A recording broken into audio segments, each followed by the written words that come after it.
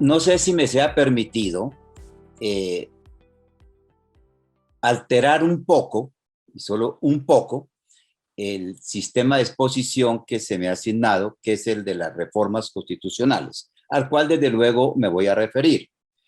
Pero sí quisiera tener la licencia para expresar unas ideas que he venido planteando siempre, sobre todo después de oír la magnífica exposición del magistrado doctor Jorge Enrique Ibáñez, a propósito de lo que fue todo ese proceso constituyente, porque desde luego lo de las reformas de alguna manera están también unidas a lo que fue el proceso constituyente. Parto de una hipótesis que yo he venido planteando hace mucho tiempo, y es la siguiente, que comparando lo que ocurrió con las antiguas colonias inglesas frente a las colonias españolas, mientras que las antiguas colonias inglesas, particularmente los Estados Unidos, se dedicaron a crear nación, las condiciones para el desarrollo económico y social, las antiguas colonias españolas, y desde luego Colombia no es una excepción, se dedicaron a otra cosa, a hacer y a deshacer constituciones. Y yo encuentro una relación entre desarrollo económico y social y estabilidad o inestabilidad constitucional. El ejemplo que con mayor razón, con mayor frecuencia se coloca es el de los Estados Unidos, que con la Constitución de Filadelfia, de mucho más de 200 años, con muy pocas reformas, pues logró hacer lo que es hoy la democracia americana, con un sistema de partidos real, con una clase media fuerte, con más o menos unas desigualdades no tan marcadas como en otras partes, con una separación de poderes, con una prensa independiente, con un poder judicial independiente. En cambio, ¿qué fue nuestro siglo XIX? Nuestro siglo XIX fue una sucesión de guerras civiles, casi todas ellas, dedicadas a imponer, reformar o cambiar una constitución. Así se nos fue el siglo XIX hasta lo que fue la constitución del 86, que con razón se ha dicho, fue la imposición de un partido sobre otro, así como la del año 63, la constitución radical, había sido la imposición de los radicales después de la exitosa, tal vez la única exitosa revuelta en 1861 encabezado por el general Mosquera. Y se expide esa constitución del 86. Por cierto, fue reformada, en más de 79 ocasiones en el curso de 100 años. Hay que decir que al ritmo que llevamos hoy, la del 91, que con apenas 30 años lleva más de 50 reformas, y son mucho más de eso, pues seguramente va a ser mucho más reformada si es que seguimos esta tendencia que la misma de 1886, de la cual recordamos solo algunas. Todas las, por cierto, las que se expidieron inmediatamente después, las de la dictadura de Reyes en el 2005, una constituyente.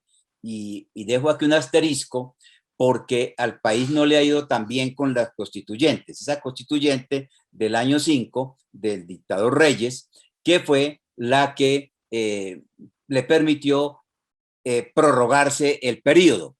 La gran reforma de 1910, que fue más o menos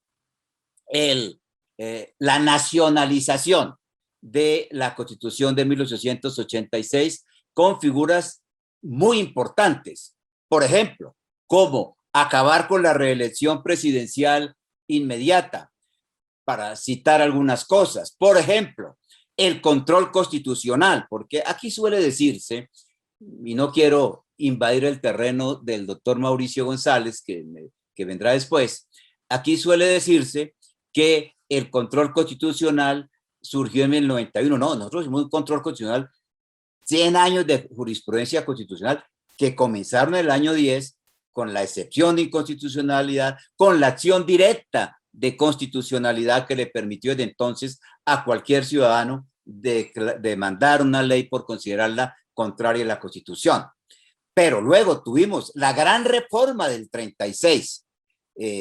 Por cierto, veo que ahora el candidato Petro quiere presentarse como el gran defensor de esa reforma, que fue la Revolución en Marcha, de la cual, reforma del año 36, de la cual fueron protagonistas muchos tolimenses, como Darío Echandía, como José Joaquín Caicedo Castilla. En el año 36, cuando el liberalismo era mayoría, se planteó que por qué no se hacía una nueva constitución. Entonces Echandía dice, no, no es necesario. Basta con romperle unas cuantas vértebras a la constitución del 86. ¿Y qué clase de vértebras? En el año 36 se establece el concepto de Estado social de derecho, con el tema de los deberes sociales de los particulares, la intervención del Estado para la producción, distribución y consumo de la riqueza, la expropiación por motivos de indemnización, incluso sin indemnización por motivos de equidad declarados por el legislador no susceptibles de controversia judicial, lo que permitió avances significativos como la reforma agraria de López en algunos de cuyos temas va más allá que lo que fue lo de los acuerdos de La Habana. Por cierto, la semana pasada se cumplieron 85 años de la expedición de esa gran reforma que partió en dos. Yo diría que Colombia se metió en el siglo XX con la Revolución en Marcha de 1936, pero después hubo otras reformas, la del 45, Alberto Lleras, y las constituyentes, es así de bolsillo de Laureano Gómez, las de y Rojas Pinilla, la del 57 sobre el plebiscito, la del 60 sobre controles al estado de sitio, la del 68 a la cual ya hacía mención el doctor Jorge Enrique Ibáñez, más las frustradas a las que él ha hecho mención, tanto la de López del 77 como la de Turbay del 79. Entonces, para mostrar esa primera parte, que lo que hemos hecho es cambiar, reformar las constituciones sin que eso se refleje sustancialmente en cambios importantes. Y aquí viene otra consideración, que es lo que yo he llamado, a propósito sobre todo del origen, los mitos y realidades de la Constitución del 91. Menciono algunos. Por ejemplo, en esa época se decía que había que cambiar la Constitución de Núñez y Caro, que era una constitución centralista, una constitución conservadora, una constitución autoritaria. Parcialmente cierto. ¿Por qué? Porque lo que había en el año 90 no era la constitución original de Núñez y Caro. No era ya la constitución que había sido producto de la imposición de un partido. Entre otras cosas, había sido avalada en el año 36, en el año 10, ambas por el Partido Liberal, pero fundamentalmente en el año 36 y en el año 57. Aquí se ha hablado mucho y con razón, en el plebiscito, realmente fue un referendo con el nombre plebiscito, en el plebiscito donde se dio la participación electoral más alta en toda la historia de Colombia, una participación del 70%, para que vayamos haciendo comparaciones. En cambio, cuando se eligieron los constituyentes, se eligió con una participación apenas del 30% y una abstención del 70%. Entonces, no era verdad que en el 90 lo que tuviéramos, ya era esa constitución. No, ya le han roto todas las vértebras de las que hablaba Echandía y muchas más. Segundo mito, a propósito de eso, que era una constitución necesaria para la paz con el M-19. No es verdad. La paz con el M-19 se había logrado con 2 decretos de estado de sitio y leyes de amnistía que contemplaba esa constitución del 86, así reformada en varias ocasiones por Virgilio Barco, pero además había habido otros procesos de paz. Cuando se convoca la constituyente, ya el M-19 estaba incorporado, se había desmovilizado con el gobierno de Virgilio Barco. Hubo sí otros movimientos después que entraron en ese proceso, como el EPL, el Quintín Lame, el PTR, el PRT, Partido de Revolución de los Trabajadores, que entraron. Hay que decirlo, las FARC no entró a ese proceso. Recuerdo ahora, mientras hago esa exposición, porque también tengo que hacer mención a eso, como procurador me opuse no a los temas de la constituyente, me opuse al procedimiento, porque irónicamente, lo único que estaba realmente vigente desde el año 86 había sido la institución del estado de sitio, la más odiada, es verdad, la más odiada, porque aquí tuvimos 10 años sin Congreso, sin independencia de poderes, porque por un decreto de estado de sitio, Ospina Pérez había cerrado el Congreso el 9 de noviembre del 49, cuando le iban a hacer un juicio, con el argumento de que el funcionamiento del Congreso era incompatible con el mantenimiento del orden público. Curiosamente, el argumento muchos años después era que la Constitución era incompatible con el mantenimiento del orden público y por eso había que cambiarla. ¿Por qué digo esto? Porque los temas del año 90 que crearon esa especie de bloqueo eran todos que tuvieran que ver con el orden público. El conflicto armado no era nuevo, porque estaba ahí. Todos los problemas del orden público, las bombas, los asesinatos, estaban todos, incluido el de Luis Carlos Galán, asociados a que los narcotraficantes querían que les tumbaran el tratado de extradición.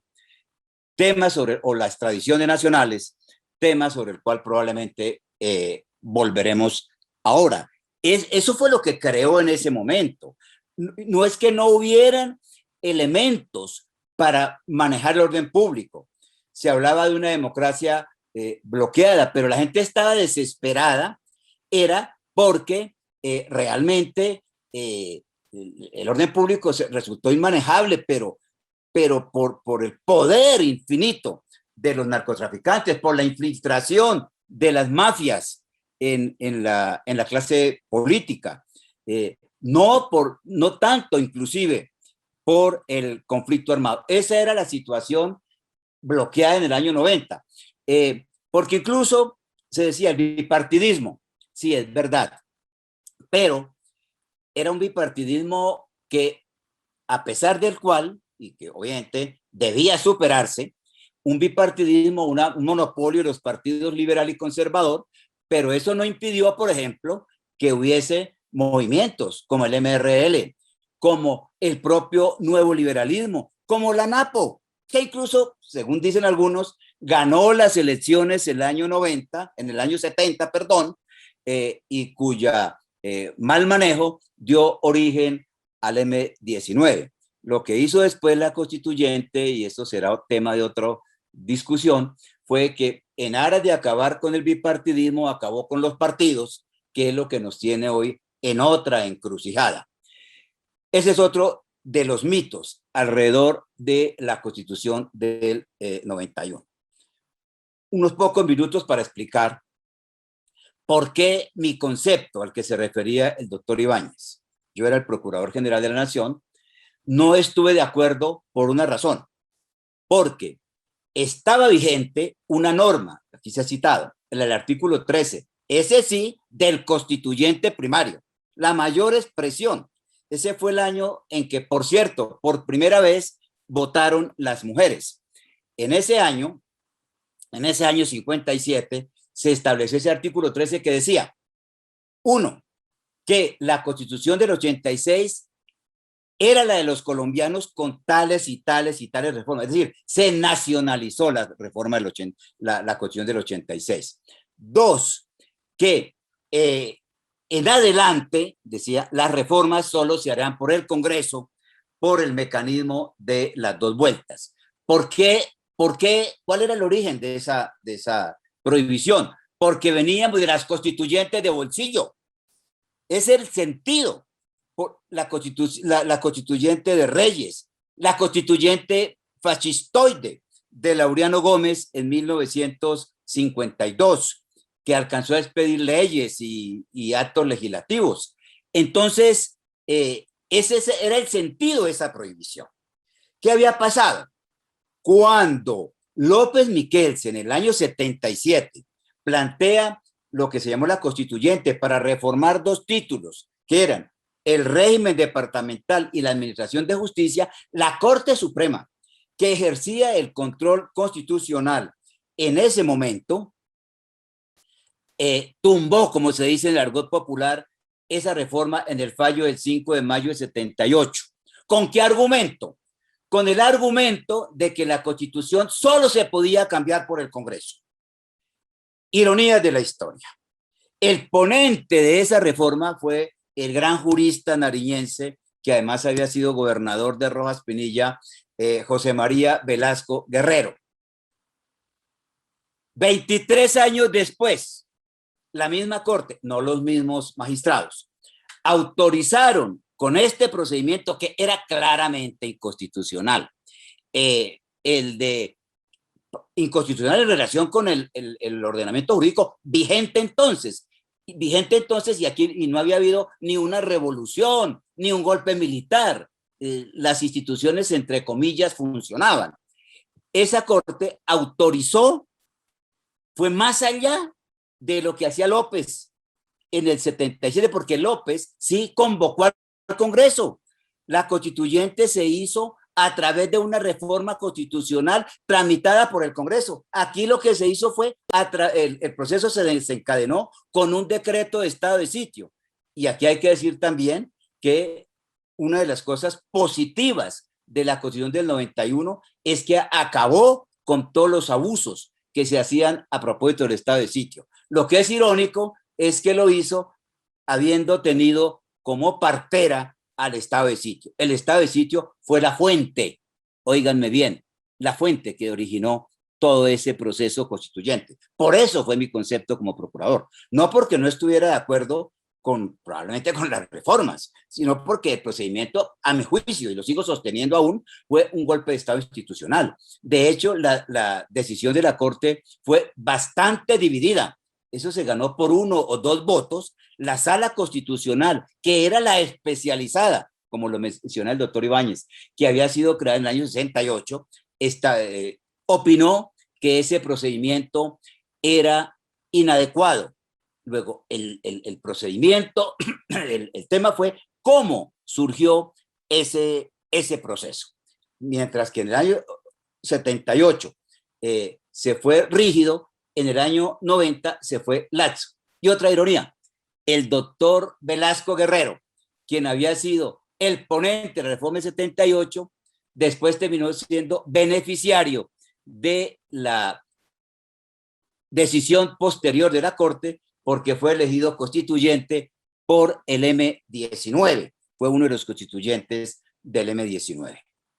Entonces, esos hechos que hacen parte ya de la historia, pero a nivel académico hay que conocerlos. Yo recuerdo ese 24 de mayo, los medios le preguntaron al presidente de la Corte, más o menos, por qué él sintió la decisión, ¿por qué así? Y él dijo que era necesaria decisión para conseguir la paz, porque el M19 el ELN había una declaración unos días antes de que si había constituyente, había paz del ELN que todavía la estamos esperando.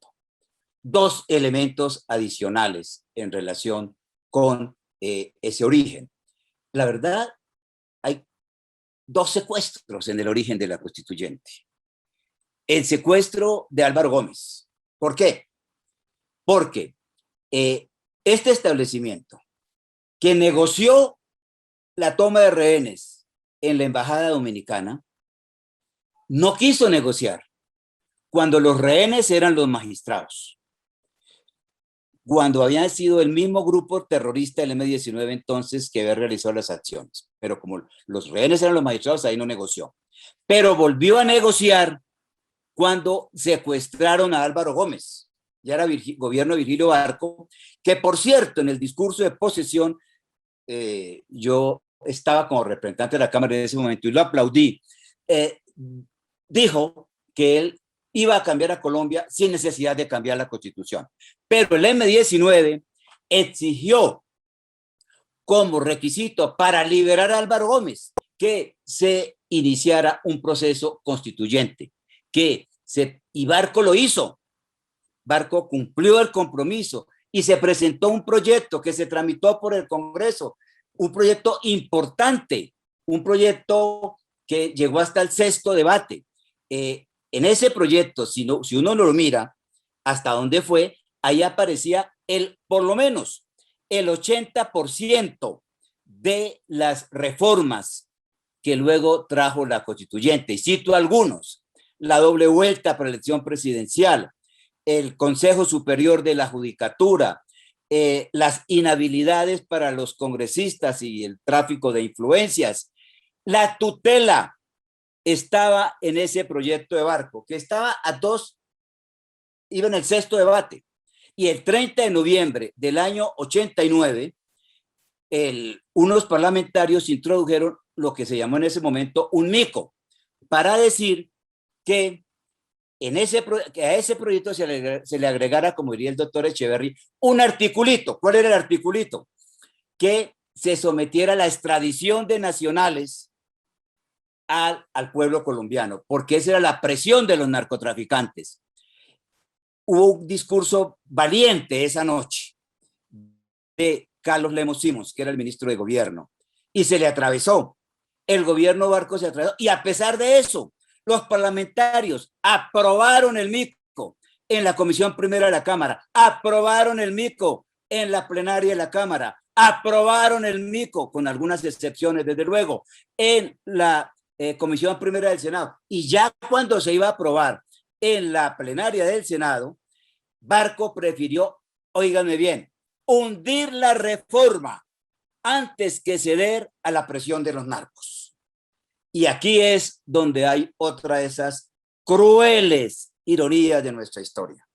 Los narcotraficantes incendiaron a este país, mataron a Rodrigo Lara, mataron a Carlos Mauro Hoyos, mataron a Guillermo Cano, mataron a Luis Carlos Galán, entre tantos otros. ¿Por qué? Para tumbar la extradición. Gobierno Barco prefirió no ceder. Y ahí va la cruel ironía. ¿Cómo surge la constituyente? Aquí lo ha explicado muy bien el doctor Ibáñez. Después del asesinato de Galán, hay que recordar que Galán, vivo, apoyó este proyecto de reforma que se estaba tramitando. Fue uno de los impulsores en el nuevo liberalismo de ese proyecto. Entonces, muerto Galán, es cuando surge ese proceso, porque entre otras cosas se dijo que no se podía reformar la Constitución, no solamente por los fallos de la Corte, cosa que me parece que no es tan exacto, porque la Corte hizo su oficio, sino porque la prueba de que no se podía aprobar era que en el Congreso era un corrupto. ¿Por qué el Congreso era corrupto? Porque había hundido esta reforma para hacerle caso a los narcos. Y lo irónico de esto es que la constituyente fue mucho más allá de donde iban los congresistas, porque directamente prohibió la extradición de nacionales. Yo siempre he dicho, y lo sostengo aún, que si los narcotraficantes hubieran pensado que en un gobierno de Galán iban a tener lo que tuvieron en la constituyente, que fue la supresión de la extradición, más la cárcel de la catedral, probablemente hoy el expresidente sería Luis Carlos Galán. Ese es un episodio que está ahí todavía por explicar. Ahora bien, el otro mito es el de que fue la expresión máxima del constituyente primario. Es verdad, hubo esos 5 millones, ya no por la papeleta, como nos lo explicó muy bien el magistrado Ibáñez, sino por la convocatoria de una asamblea constitucional. Pero cuando se eligieron los constituyentes, se eligieron los constituyentes, la participación fue apenas del 30%, y se dijo que eso era el nuevo país, eran otros protagonistas, y cuando a la gente se le preguntaba a propósito de que esa constituyente revocó un Congreso elegido por 8 millones, lo que se decía es que esos 3 millones eran puros, mientras que los 8 millones de los congresistas eran de clientelistas. Yo me he puesto a mirar, volví a mirar para esta charla, en la lista de los constituyentes, y en un 50% eran más de, en un 50% eran personas ya, todas, la gran mayoría, protagonistas de la vida pública, expresidentes, Álvaro Gómez, Horacio Serpa, exministros, exgobernadores, excongresistas. Luego, así, allí hubo 4 mujeres, algunos indígenas, estudiantes, creo que Fernando Carrillo, no creo que haya otro más, pero fundamentalmente el cuerpo de constituyente fue un cuerpo de personas en su gran mayoría, ahora obviamente hubo otros, en su gran mayoría que ya habían estado en la vida pública.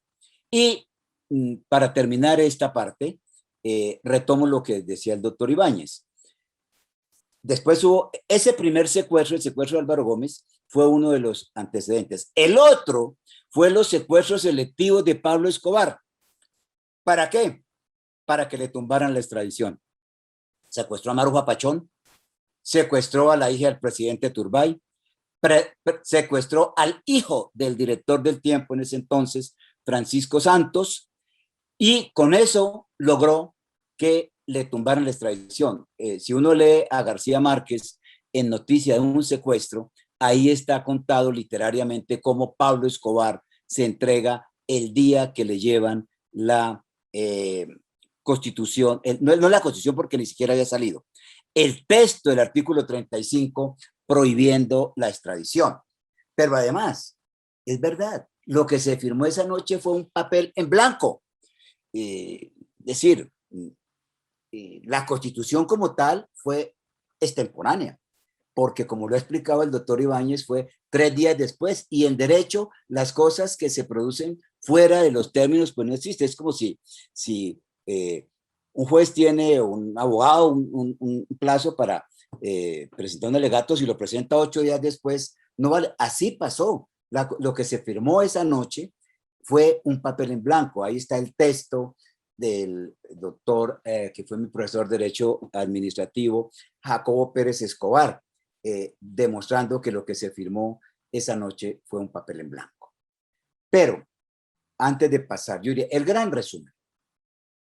Claro, aquí hubo un movimiento que fue importante, el país se despertó, muchas cosas importantes, entre otras que uno dice la Constitución acercaba al pueblo, es verdad, aun cuando recientemente leía un informe, creo que de la Nacional, que apenas el 2% de la gente conoce la Constitución, pero ha tenido cosas muy importantes. Es una Constitución cuya parte dogmática es inexpugnable, es decir, lo que llamamos la Carta de Derechos, una Constitución con 83 artículos dedicados a los derechos, una Corte Constitucional que con algunas excepciones pues ha desarrollado muy bien, excepciones de decisiones quiero decir, ha desarrollado muy bien la Carta de Derechos, y una parte orgánica que a mi juicio sí amerita después una vez posterior, entendido por parte orgánica el funcionamiento del Estado. La pregunta es para hacernos es si hoy es mejor el Ejecutivo, si el presidencialismo no se ha acentuado, si hoy es mejor el Poder Judicial con todas sus facultades electorales que en cierta forma han llevado a la clientelización del Poder Judicial, sobre todo a en las altas cortes, si el Congreso que tenemos hoy es mejor que el Congreso que tenemos el año 90, pero ese es un debate que será después sobre la eficacia de la parte orgánica. Lo que yo pienso es que la parte dogmática de la Constitución es realmente, como digo yo, inexpugnable, es decir, no hay críticas. Tal vez es muy buena, solo que no se cumple. Hay muchas cosas que todavía 30 años después están escritas. Eso es como lo que yo llamo los mitos, las realidades alrededor de este proceso, porque aquí hubo, hay que decirlo, una gran campaña mediática. Con todos estos antecedentes, pues el proceso de reformas fue casi inmediato. Solamente una consideración. Si la carta política de un país, si la constitución de un país es el resumen de, de lo que una nación necesita en un momento determinado, y si es, como se dijo, el producto de consensos, cosa que no es tan cierta, porque en ese momento, sí, ¿cuáles eran las fuerzas políticas? El M-19, Salvación Nacional, que fue el nombre que Álvaro Gómez le dio al antiguo laureanismo, y el Partido Liberal. Pero esas fuerzas políticas desaparecieron a la primera elección. Entonces, yo no sé si uno puede hablar de constituyente primario, que el pueblo se expresó cuando hubo una abstención tan alta.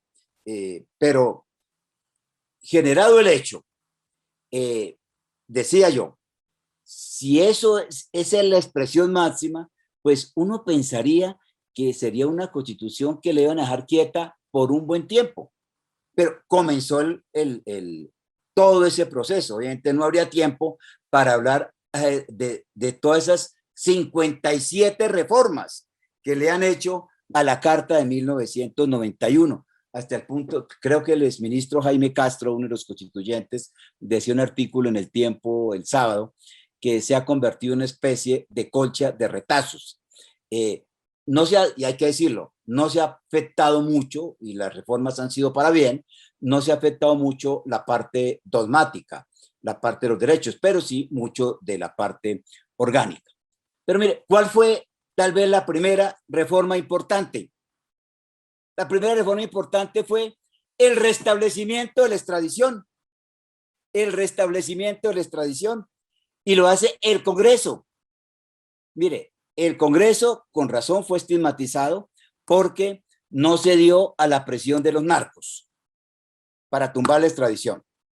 La constituyente se dio. Yo en esto no quiero hacer juicios irresponsables. Me parece que en la constituyente, como lo dijo el constituyente Juan Carlos Esguerra recientemente, dijo ahí, había gente que por convicción creía que la extradición de nacionales no era posible, pero hubo mucha gente por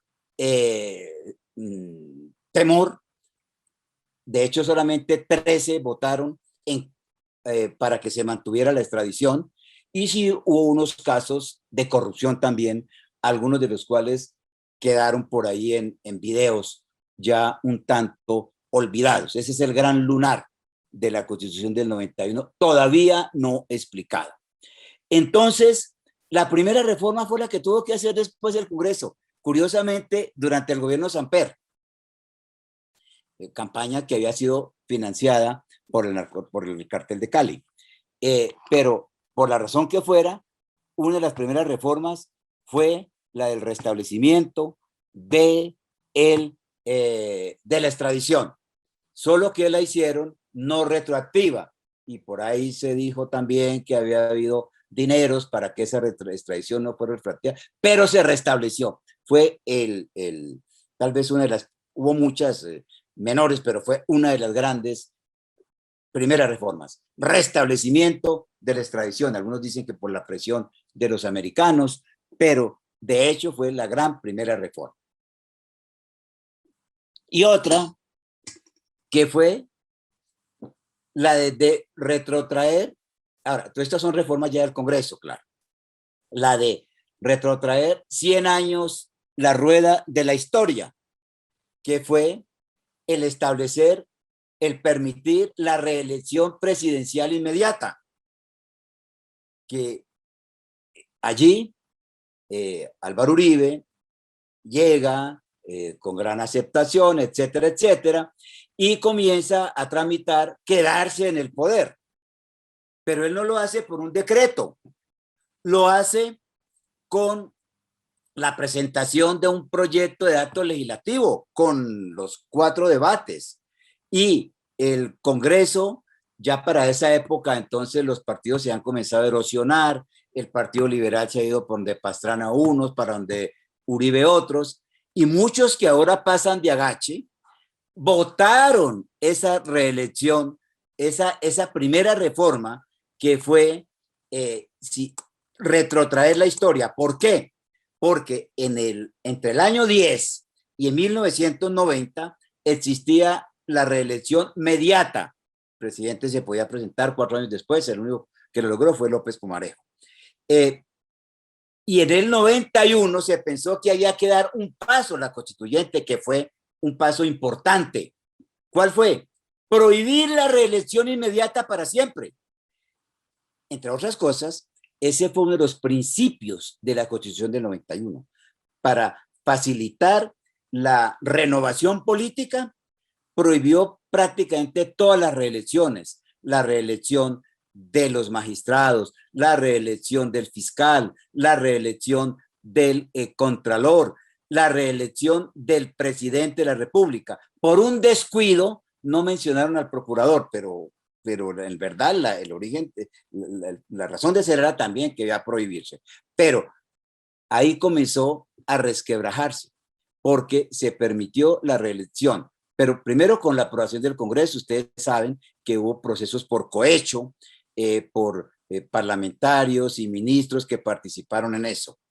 Pero también fue con la aprobación de la Corte Constitucional, con la excepción de 3 magistrados, Jaime Córdoba, Alfredo Beltrán, y Jaime Araujo. La Corte Constitucional, de las primeras cortes, avaló la reelección inmediata. Aquí no habló de la teoría de la sustitución de la Constitución. Y yo creo que si ha habido un caso en el cual se sustituyó la Constitución del 91, fue este, porque rompió el espíritu inicial de esa Constitución en materia de no reelección. Y pasó. Y Álvaro Uribe iba con el referendo para la segunda, solo que se produjo el fallo muy conocido del 10 de febrero del 2010, en donde se declaró la inconstitucionalidad de ese referendo. Esa fue una de las primeras reformas que se le hizo.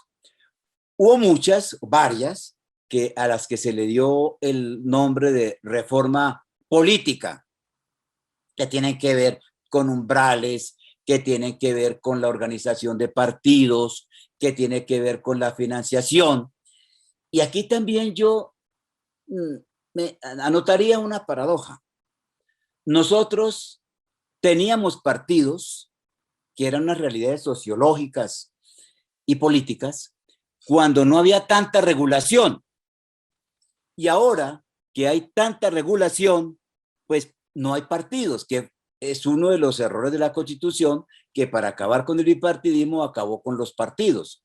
Hoy realmente, si uno de los profesores de la Universidad de Ibagué de Ciencia Política quisiera rajar a sus alumnos, les preguntaría o les pediría que den 4 diferencias entre los partidos Cambio Radical, Centro Democrático, Conservador y hasta Liberal, y no encuentra ninguno.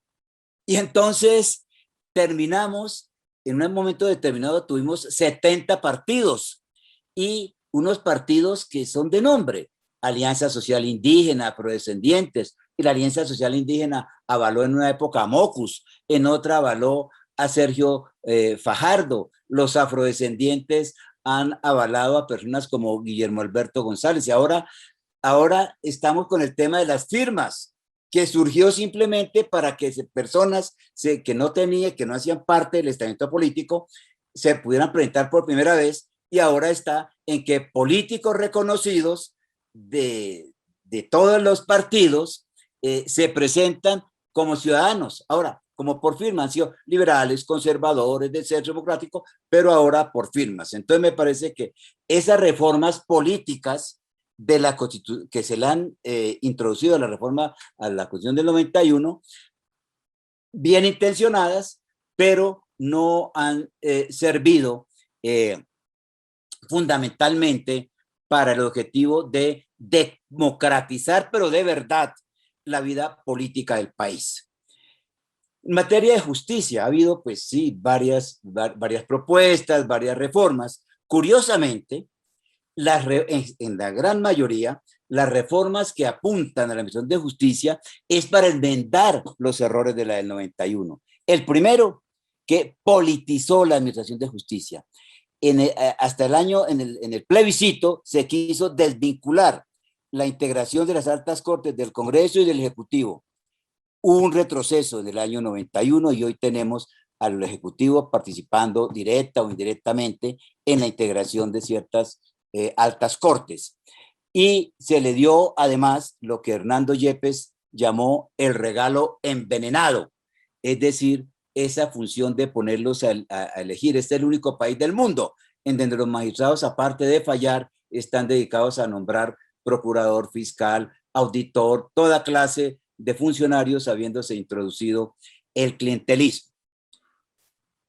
Un tema que no se ha reformado, hablando de las no reformas, es lo que se introdujo en el año 91 con muy buena intención de crear que los magistrados y los congresistas fueran mutuamente investigados e investigadores. Y por eso hoy en día hay una gran impunidad política y judicial, tanto frente a los congresistas como frente a los magistrados de las altas cortes. Eso se quiso enmendar a través del acto legislativo número 1 del 2015, el llamado equilibrio de poderes, en virtud del cual, entre otras cosas, se creó un gran tribunal de aforados, o sea, tribunal de verdad, como existió, como alcanzó a existir en la reforma de Turbay de 1979, para investigar al fiscal y a los magistrados de las altas cortes. Hubo mucha oposición porque, claro, hoy en día no tienen, ellos van a la comisión de acusaciones. Curiosamente, la Corte Constitucional tumbó esa parte del acto legislativo del 2015 con el argumento de que sustituía, que es una teoría en la cual yo no creo mucho, de que haya, de que sea del resorte de los magistrados del momento decir qué normas cambian, qué normas alteran el espíritu de la Constitución y cuáles no. Pero curiosamente, en este fallo, la Corte Constitucional dijo que la supresión de la comisión de acusaciones, óigame bien, tal vez el organismo más desprestigiado, violaba el espíritu de la Constitución del 91, cuando la comisión de acusaciones viene desde el siglo XIX. Y por esa vía hoy no tenemos un tribunal de verdad para los magistrados, para el fiscal. Ahora bien, fue importante otro acto legislativo en esta materia, el del acto número 1 del 2018, que creó la sala de instrucción al interior de la Corte Suprema para juzgar para establecer la doble instancia en relación con los aforados, que ha comenzado a dar resultados, lo mismo que la flexibilización en materia de pérdida de investidura para crear dos instancias, así sea al interior del Consejo de Estado. Pero esta avalancha de reformas, porque como les decía, son más de 50, pues lo que está demostrando en el fondo es que los colombianos cambiamos con tanta frecuencia la Constitución porque no la tomamos en serio, porque hace parte de nuestro régimen ya de las constituciones flexibles de una parte y de otra a veces de las constituciones puramente semánticas. Aquí, si se quisiera avanzar un régimen democrático de verdad, bastaría tener partidos, el principio de la responsabilidad política, separación real de poderes. Mientras tanto, seguimos cambiando la Constitución. Yo no soy partidario de que haya más reformas a la Constitución del 91. No estuve de acuerdo con el sistema con el procedimiento que se utilizó. Admito que ha tenido cosas buenas, muchas cosas buenas, pero seguir con esta idea de que hay que cambiar la Constitución para cambiar la realidad, creo que nos va a llevar siempre a lo mismo, y es a lo que yo he llamado esa especie de fetichismo normativo. Y por ahora, y para terminar, yo, a pesar de no estar de acuerdo con el procedimiento que se utilizó, yo creo que el problema del país no es esta Constitución, como tampoco era la del 86.